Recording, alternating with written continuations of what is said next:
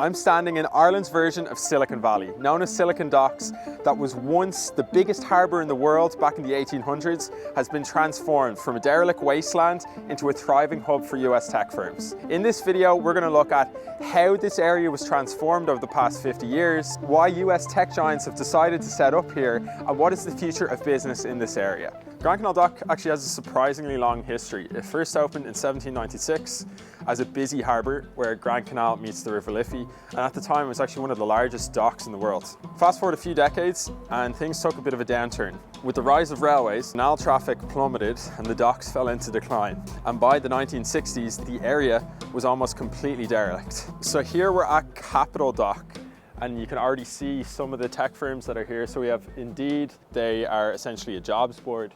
JP Morgan Chase, one of the biggest financial institutions in the world, and State Street. Hanover Quay is a really important part of this story because in the early 1990s, this was a toxic wasteland and very polluted. At the time, the Irish Docklands Development Authority, along with the government, spent around 50 million to get rid of all the toxicity. It's allowed to be a place that we could build infrastructure for companies to move in.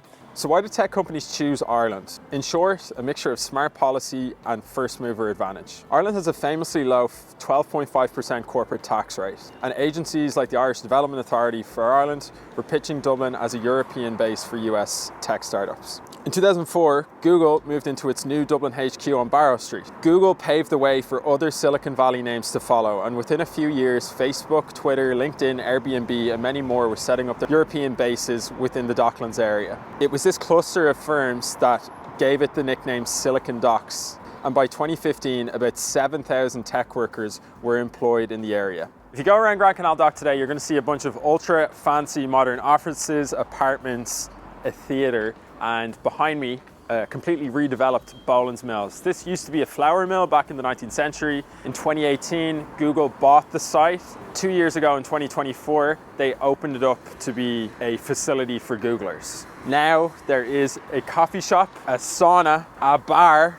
The heart of Grand Canal Dock is where we are right now, Grand Canal Square. It has the iconic crisscrossing red lights.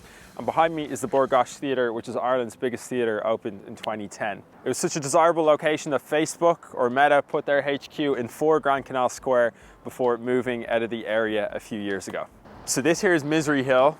It's called that because it's where they used to quarantine lepers during the medieval times in Dublin. This building here, that's called the sorting office, and that's what TikTok moved into in 2023. Not every building in the area is tech focused. The building behind me is called The Factory, and U2 recorded a lot of their albums here. One of the biggest apartment blocks built here is Millennium Tower. Recently, the penthouse was up for sale for €2 million.